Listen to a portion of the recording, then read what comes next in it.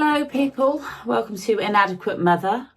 I really struggle with introductions, it just doesn't sound like me, but this is Inadequate Mother podcast and I am Hayley Brown, your host, who is beautifully inadequate in her ways and her lessons and her conversations. And yeah, this is just the podcast where we discuss about everything that kind of just sticks with us in terms of how society makes us feel and the changes. I am exploring new ways to bring you content and conversation and connection and support, really, community, really. And I'm loving the process of this podcast because it has made me a network of people that I am vibing with. I am starting to learn that actually it's not really that beneficial for me to reach out to the top, influencers or people on social media pumping out all these big messages, because when I get to talk to them, they're either going to repeat something that's already been said or been heard before, and our vibe might not necessarily be particularly great. I am meeting some people that I am vibing with a lot, and Andy Palmer's, who is the CEO of Cambridgeshire Deaf Association, we just get along so well in terms of he's a single dad, I'm a single mom, and before you all start going, oh, Hayley, it's genuinely just a lovely friendship of just interest. We're both quite curious about things, so we have great conversation. So on a monthly basis, perhaps I'm thinking monthly, we're going to do kind of a co-host type style of pod. And this week's episode, I am basically, we're both kind of sharing about relationships. Obviously, this journey has started with me being on Instagram and sharing a lot of my journeys and my life on Instagram. And you will have known, if you do follow my Instagram, that I have just recently ended a almost 2-year relationship. It's taken some adjustments. It was a long time, I'm going to say a long time coming, but it wasn't, because there was no arguments, and it was kind of like a mutual decision in terms of us just not progressing to the next step. There was no drama. There was heartbreak, obviously, because when you invest in something for so long and it doesn't work out, that's hard. But nevertheless, I'm all for talking. And although I haven't spoken about it much at all, talking to Andy just feels natural. So just tune in. This is an episode with Andy Palmer, who is my wonderful friend.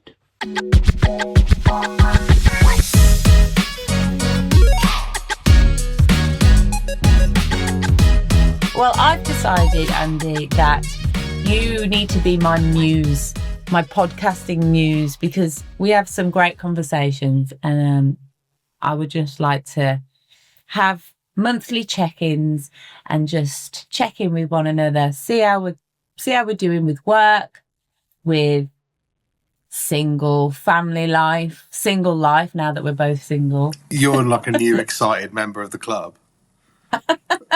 I know. Can I get back in? I feel like I left, and I was like the leader for so long. I was like the CEO of Single Mom Club, and then I left, and now I'm like knocking on the door going, yeah, can you let me back in? Please.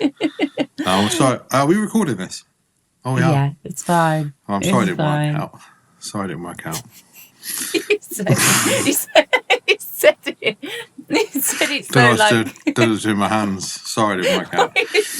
He said it so sweetly and kindly. Yeah, it's shit. It's when relationships, when you invest so much into something and then you realise, actually, I think a lot of the time we just ignore the red flags, don't we? Because we just desperately don't want to die alone. But but he was a good guy. It's probably one of the healthiest relationships I had. Yeah. And someone said to me, just because he's a nice guy doesn't mean he's your guy. Yeah, that's right. That's it, really. Isn't it? I mean, you can't can't be suitable for everybody, can you? But you had a good couple of years though, right? Together for 2 years. It was coming up to 2 years, yeah.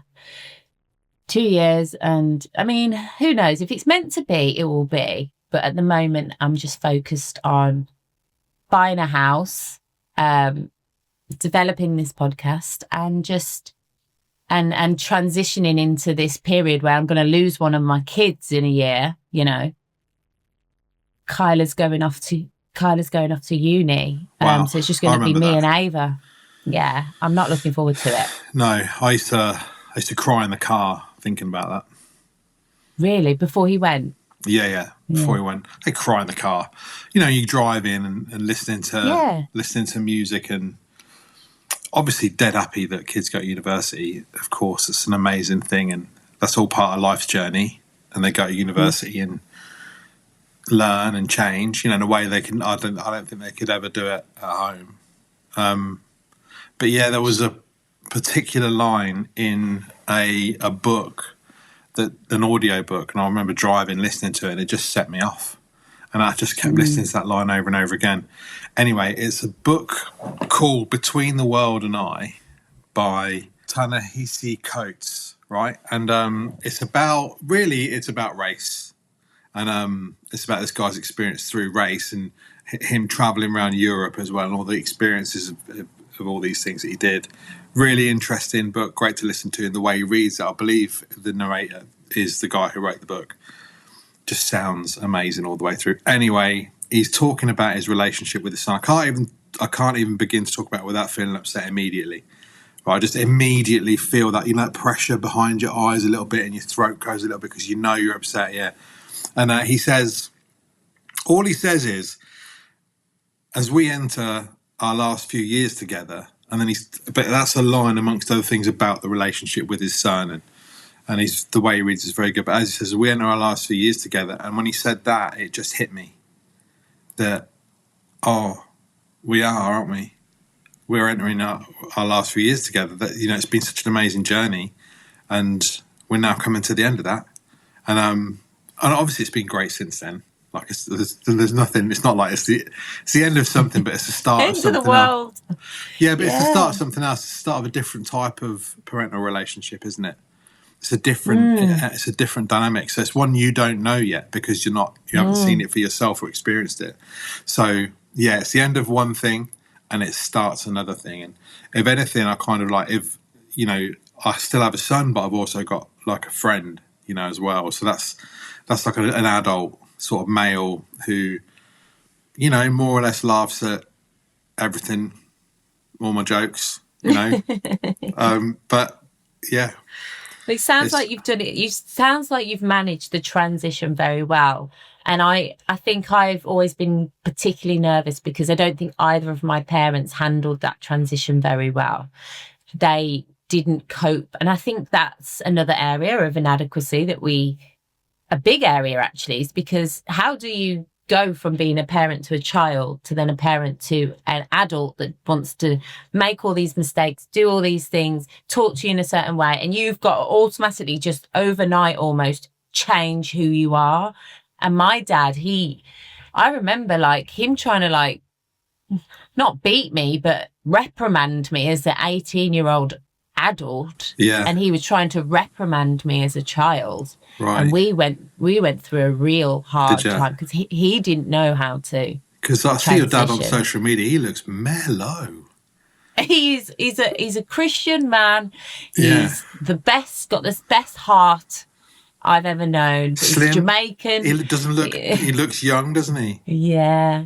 Yeah. He's a good man. It's probably one of the reasons why I'm single, because he's got that heart that I think we as a society don't teach our men to have. In fact, that's one of the topics I wanted to discuss for this podcast today, that the concept of masculinity is changing in terms of what is required of a man, if you know what I mean. Whereas historically it was you provided, you fought, whereas now women are like, well, I can do all this now. We were expected to work, we're expected to earn our own money. So you need to bring to the table something else, and that is emotional security. So it means you being emotionally intellectual and things. And you're obviously, you strike me, Andy, as someone that's done that work on themselves.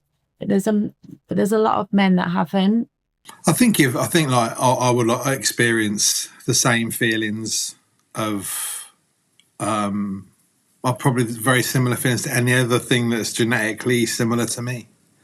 So like other men will have the same hormones, very similar genetic makeup, reactions to threats and jealousy and territorial things, where someone's, you know what I mean by that, so I think I probably have a sort of similar reaction to everybody else. I think probably what I've been able to do just through having, I don't know, sort of friendships that I've had and some of the experiences being a single dad, maybe hanging out with women and mums and stuff when I was sort of developing in my sort of mid-20s.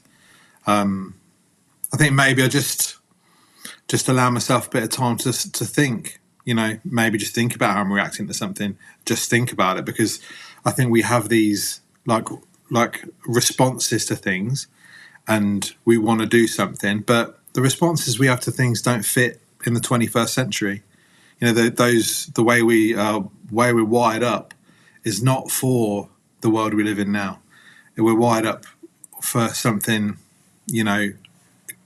thousands and thousands. Our evolution as humans is as Homo sapiens is like 300,000 years or something like that. And then before us, there was probably proto-humans who are developing behaviors and stuff.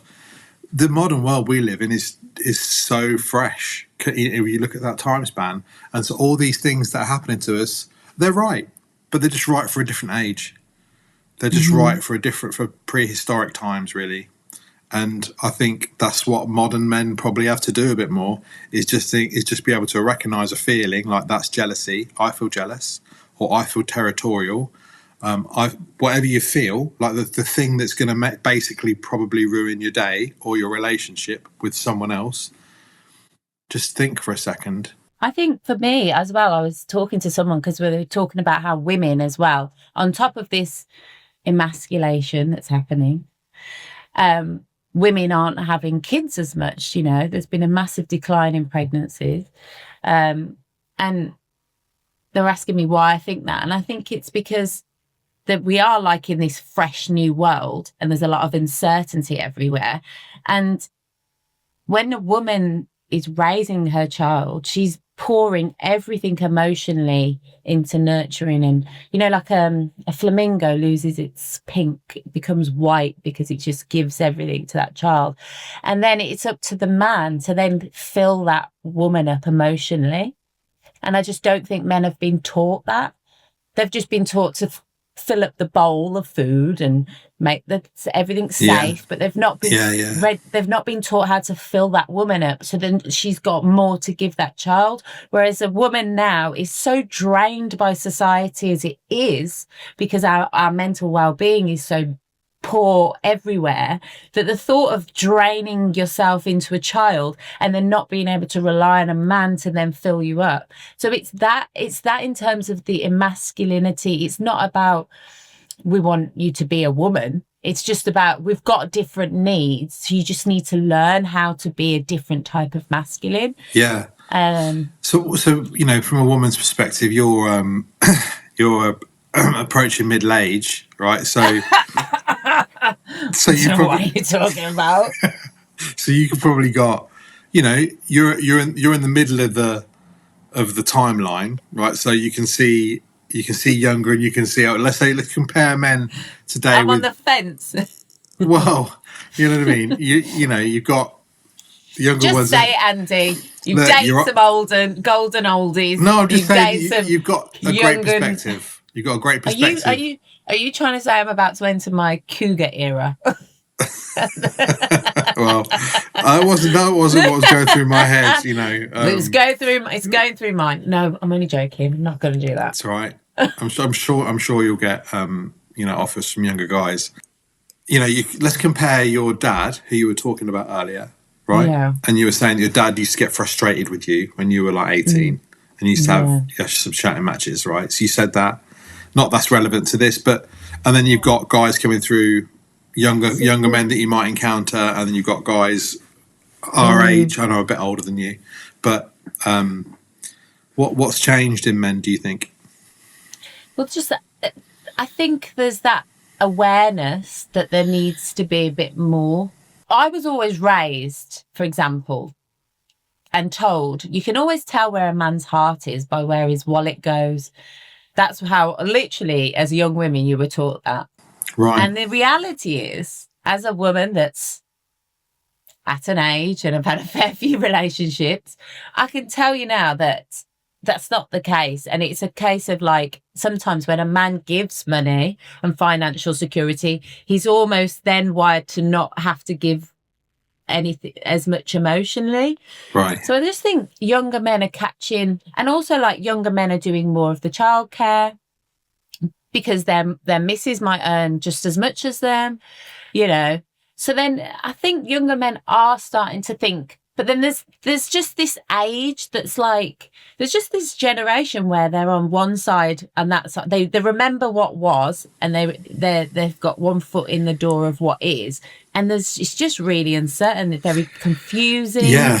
Do you mean so what you're saying is like men on my age, like men in their kind of 40s, they've kind of grown up in a different era, but they've got to live in this era. And I think what you're saying is that women have moved on and men haven't. Is that like what you're basically saying? No, I don't think that we've necessarily moved on. We've just been forced to have different needs, and men are having to play catch up. And don't also forget, because this is, I think someone reminded me of this, and it really struck me that women are born biologically to go through constant change. Like we literally, from the day we're born, menstruating every month, going through puberty, emotional up and downness. We are biologically wired, pregnancies, constantly changing. Whereas men don't have that. No. So that's probably why they struggle with change. So when the world's changing, women by nature are probably going to be able to adapt a bit quicker than a man. So it's not a case of like, you know, I do think men get a hard time. I am worried about a lot of men. I've had a few friends recently talk about their relationship breakups. I think I'm friends with like 3 women at the moment who are going through or have just been through a breakup. And for 2 of them, they were kind of living with their husband or partner, and it was almost like it was too late before the guy realised that it was over.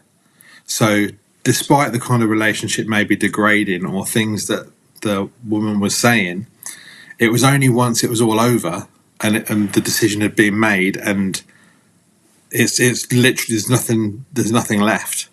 That's when the guy kind of wakes up. It's like doesn't quite see it coming, if you know what I mean. And then once it's happened, it's almost like takes it for granted a little bit, like it's never going to happen. And it's almost like for a bloke, and I know this because I do this myself.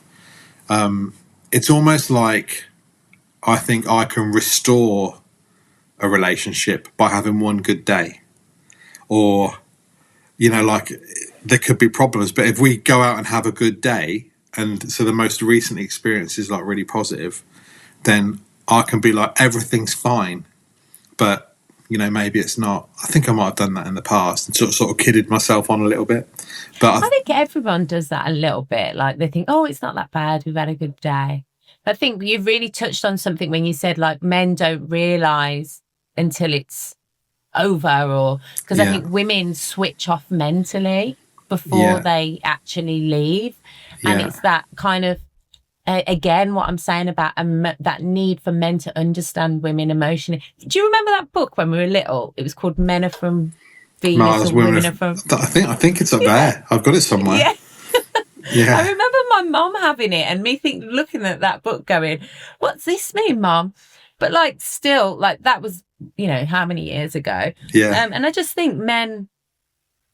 Yeah, I just think it's just about men understanding women need that mental, emotional stimulation. And if you don't give it, it doesn't matter if you're putting the bins out. It doesn't matter if you're paying the bills, you're going out for dinner, you're doing all the right things, you're saying all the right things. You're, oh, you look lovely, darling. How's your, you're doing all this. It's a bit of challenge for you, right? A bit of challenge for you then. So what about a guy, right, who doesn't take the bins out ever, and you have to do, just never, says he will but never does, right? So it's like that situation. Yeah, I'll do it, but just never does, and so you have to do it, but it keeps you emotionally stimulated all day. I've realized, like, I thought, because I've always had like one or the other, and I know now that I need because I can take my own bins out. I've been doing it for ages. Yeah, me too. Also, as a parent, I think me and we can probably relate to the fact that our perspectives of relationships change because our needs change, because our lifestyle changes. Like, our kids are going off, and we've got this new kind of identity that we're finding in ourselves. So obviously our need in our relationships. If you'd have asked me 7 years ago, would I want a man to emotionally stimulate me or put the bins out? I'd have said put the bins out, because I was a struggling mom. You know what I mean? Right. So is it really true, Hayley, that it's just that you're changing? Yeah. It's you're changing. I mean, I'm not saying that you're wrong about men need to change, but actually there's probably men out there who probably meet your criteria. I mean, how long have you been single for? Give it a minute. So we're just actually on a break, but we'll probably. but you know what I'm saying, though, that maybe you're changing, aren't you? Like you just said, like back then it was more practical support. It was probably someone nice. A husband, like Matt, who I've just finished with. He is husband material, like to the T, like. When I met him, I was like, wow, like what a catch. He's just husband material. Yeah, but maybe you've changed a little bit. Maybe it's less practical support for you and more just other things, What about you? What do you need from a woman? What do women need to do for men now? What's changing for men? Oh, do you know, I've got absolutely no idea what I want. We're all uncertain. We're all just don't know. I just don't even think like that. I like so many people. Like, I like just generally like people in general quite easily, and I always think I see the good in people and all that. I think like I've got a text today from an ex actually. Cool. And nothing. I just said catch up. We've been broken up for like well over 10 years, and she sent a text last night actually, just checking in, and I was just saying to you, like, how are you getting on with it? Still single? How are you getting on with it? And she was like, how are you getting on with it? And I was like, well, I think I've settled in. I think I've stopped even seeing the world in those terms now. I don't even really think of I'm single. I think what it is for me is loneliness sometimes. That's probably the outcome is like sometimes, let's say I haven't made any plans, I'm not going anywhere, and it's a Saturday night, and I'm not doing anything. Maybe the sun's out. I mean, really, summertime is where you might start to know the days are longer. People are doing more things. If you're single and you haven't got plans, then you can start to feel a bit, maybe a bit lonely sometimes. So I think the key thing is I've got plenty of people I could probably make plans with. I'm just like a bloke. I'm just not very good at making plans with people, if you know what I mean. Like I just don't. I just don't think ahead and that kind of stuff. But it's lucky I've got a pub literally 100 footsteps that direction, and there's always like a friendly face in there that I can go and speak to. But I think that's it. It's not really about, like, at the moment, having a particular emotional hole that. Well, I love romance. I love that when that happens. Like, so like I love that, but it's not like I'm It's not like I'm thinking, oh, I need someone to complete me, or I'm not doing that. Yeah, I think it does generally become more about, I can completely relate to everything you've just said. That's the area that I struggle. But I am also at a point where I'm like, Hayley, you also need to learn how to be on your own. Whereas you seem like you've said you settled in. I need to get that settled in feeling. And I really feel like I need to better myself in terms of getting that creative flow going with like what I want to create, what I want to write, and do it in a place of isolation and solitude, and just not need, because I'm so codependent. Like I can't focus unless I've got noise around me as well. Like going to the cafe, I'll focus, and I'm just wired that way. So if we've got someone in my life, then I just seem to focus more. If I haven't, it's right. But I'm determined to not let that continue. Have you always been one? Like, what periods of time in your life have you been single for? Well, I've lived on my own with the kids my whole life, so. And I'd say like the long distance relationship I had was probably the most development I had in terms of not needing someone. Okay, so I've had their dad was 10. Their dad was 11 years. I met him when I was 17. That was just a roller coaster. Then I did 2 years kind of dating. Yeah. Then I did 5 years long distance relationship where I got engaged. Right. And then COVID put an end to that. Broke my heart. And then I did a couple years kind of dating, and then having I did like an 18-month and then another 2 years. 18 months with a young guy who wanted kids, and then 2 years with the guy. Yeah, so there's been about 5. There's not that many, but I am feeling like it's a bit too many now, where I'm not going to be introducing my kids to anymore. I'm like, my kids are like that. That's it now, so Mom. 5 in 12 years. I don't know, 5 in 20. Oh, okay. Including the kids' 4 dad. In 12. So it's 4 in the 12, because you're almost 40. Yeah. You were 28 when you broke up with dad of the kids. Yeah. And so that's 4 in 12. So it's an average of like 3 years a piece. It's not bad. It's not that bad, is it? It beats my... You've had... Yeah, I've had... I mean, my relationships don't last very long. I won't be jumping into anything anytime soon. I was just thinking, like me saying, "Oh, you know, I've settled in and I'm all good with it." That's just, you know, I'm like everybody else in the world. I'm just on the sort of rising and falling waves of feelings and emotions and stuff, aren't I? So right now, I might be like, "Yeah, I'm totally good." What are you talking about? It's great. I'm a bachelor. What? But like in a couple of months' time, you know, I could be like, you'll have a bad day. Yeah, like I just need someone. I just need someone in my life. I haven't got anybody. I've been lonely for so long. But I'm not. Right now I'm okay. Yeah. Because we're all, you know, at the end of the day, we're just all human. We all feel things. Some things will be right and they'll be wrong, and then, you know. What really lasts forever? What emotion lasts forever? Everybody goes through ups and downs. Nobody's really... I mean, people are happy in relationships, aren't they? But everyone has ups and downs. I think it's those couples who can tough out the downs. You know what I mean? Like, just actually commit to each other. Tough it out. Get through it. They're the ones who stick together, aren't they?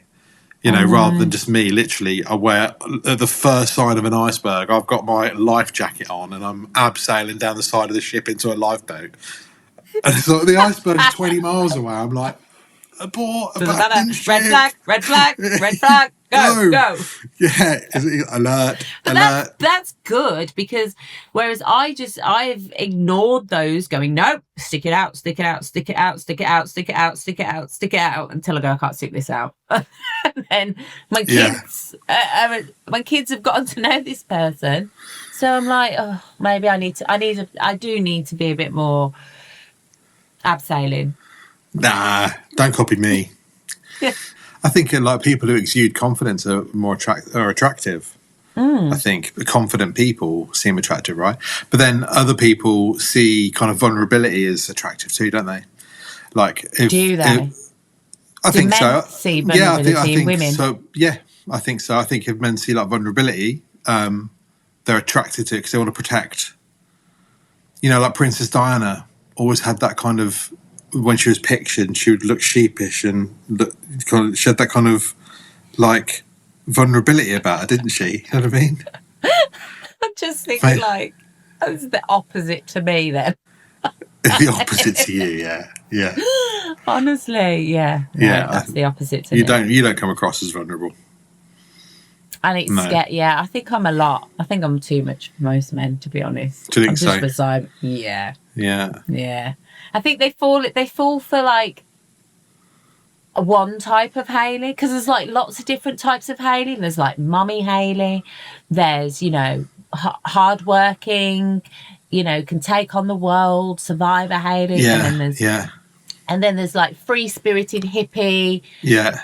Go and have a good time. There's never do people fall for all of them. Why don't you just get 3 boyfriends? Oh my God, that's one for each. You're a genius. One for each. I think that's the way the world's going, though, isn't it? Yeah. I was speaking to my friend, and they're like, "Oh yeah, everyone's having open relationships." I was like, "Everyone." I'm not. Okay, not the old people. Oh, right. Not us. Apparently they're called situationships. Are they? Okay. That's good. I have heard that before. I've heard it before. But if you get let's say a new fella for you, are they going to have to be comfortable being on social media, do you think? Oh, that's a good question, because no, would you feature them on social media? Would you like in the kitchen, like, oh, here he is, like I have done with my ex. Yeah. Here he is cooking or whatever. No, not again. Hey. I've done it too many times. That's it now. Done. Oh, really? I only saw him out. I didn't see anybody else. I think, no. Like, I'm going to let's be honest, I like being vulnerable, I like being real, and I like also just telling moms and people out there, it's okay if things fail, it's okay if relationships end. What's not okay is you pretending that everything's fine, or pretending to be happy in something because you don't want to look like a failure, or you don't want to look like someone that's got loads of boyfriends, or like a conveyor. You don't want the comments coming in like, here comes the other one. Like, I think I'm just done with the social media. Like, who knows? I don't know what will happen. If I get the feeling to share, I'll share. That's with me. But I don't see that happening, just because it's very intrusive. It's a lot for a guy to accept. At first they love it, because you make such great content and you make them seem like this superhero, and like you make these. Honestly, one of the boyfriends contacted me after we broke up and said, I'm about to go back onto the app now that we've ended, and you took some really good pictures of me. That's pretty good, though. That's pretty. Well, I'd really hurt his heart because I wouldn't give him a child. And I said, if you want children, it's not going to work with this. And he was really struggling. So I was just really happy for him to and I knew that the pictures I took compared to the pictures he had before, he was going to clean up. Like, he was going to really clean up. Right. So I was just like, you're welcome. You're welcome to him. What a result. Yeah. So if anything, when a guy comes into my life and he does feature on my content, he walks away with all these amazing professional pictures, loads of great content. How's he doing? Has he got kids? Who? The guy you're talking about, the guy that broke up because he wanted kids. Oh, I don't know. Not in touch. I don't. No. Unfortunately, it was. I don't like not being in touch with people I've had in my life, but yeah, for him it wasn't easy. He was really heartbroken. So yes, I think sometimes people just need to cut it, don't they? And everyone's different. Everyone manages things differently. Are you a cut it off, don't speak to you again, or do you carry on as friends? I don't see any reason to like. I've got one girlfriend that, one or two actually, that I don't speak to. But you know, with the other 15 or 16, we're all good. Got a WhatsApp group.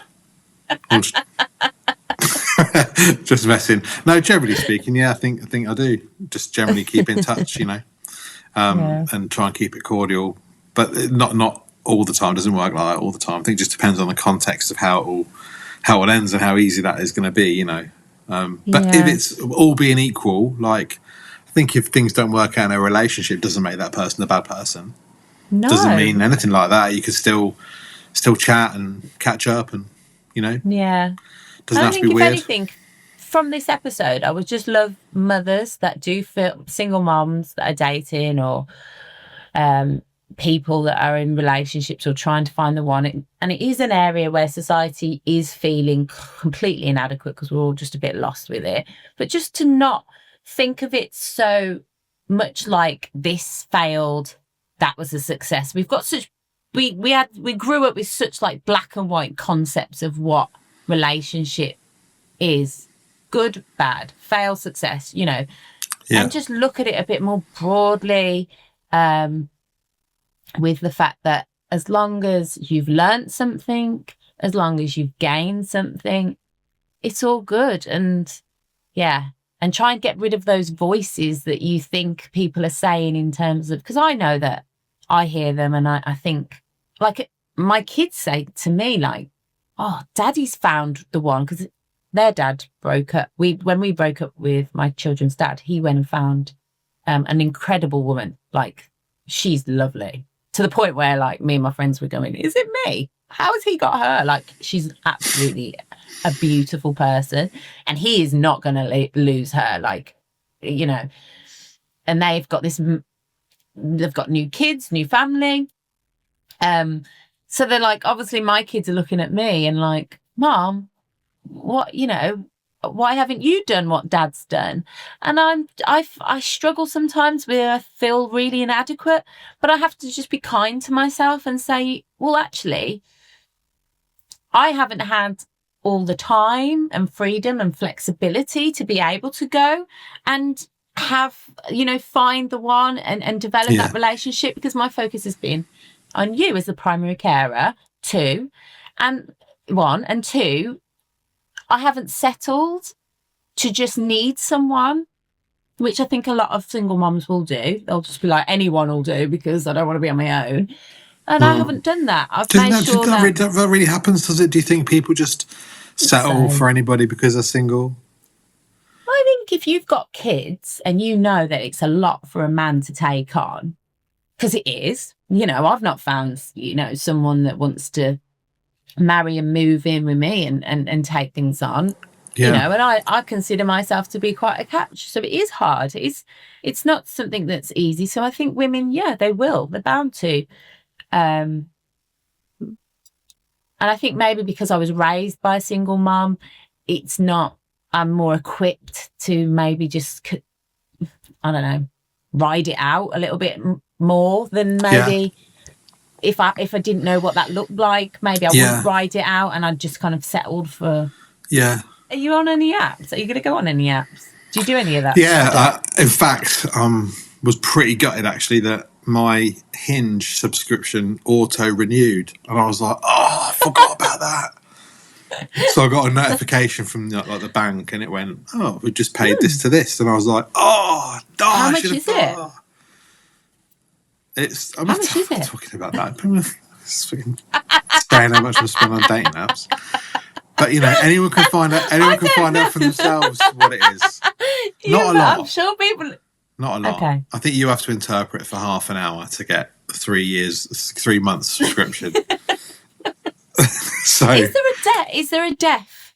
Because obviously we both work in the deaf community. Is there a deaf dating app that's been developed? I've heard of things. No? Or was it Tinder that did something? Would anybody meet anybody? I mean, in the BSL community, would anybody really meet anybody new? Probably not.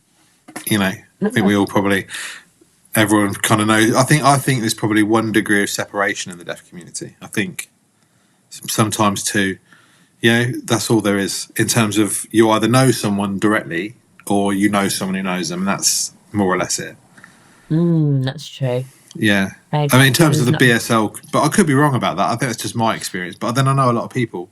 But, through my time. But also there might be just an app where kind of sign language users are all there. So basically like coders, interpreters, or people that are learning sign language, and then deaf people, so that there's less of a like, oh, you're deaf. It's more about, oh, is that something? I mean, would you be sort of more interested in men that could sign? Well, no, but if I was deaf, I would want to be on the app. Right. Yes, right. I see what you mean. I thought you meant like for in general, like the app for like anyone who can sign. Yeah, I'm just if there's anyone listening and they've Googled, please comment below. Is there an app for deaf people to go where sign language community congregates? There's also an advert. Did you see that advert going out for that dating show? And there was a coders, interpreters, BSL users, and there's a dating show going on or something. But it was 34 and under. What? I know. Why would you make that community even smaller? It was literally 34 and under. India from... we are ancient. I'm so ancient. I don't realise it. I just don't realise it. I'm like the dinosaur in the Natural History Museum, seeing all the kids running in and just doesn't realise that it's a dinosaur skeleton. And everybody's looking at it and not really smiling at it. Not because it's cool, because it's 1,000,000 years old. Aren't natural conversations the best? So that was just a wonderful snippet of our chinwag on a Saturday morning.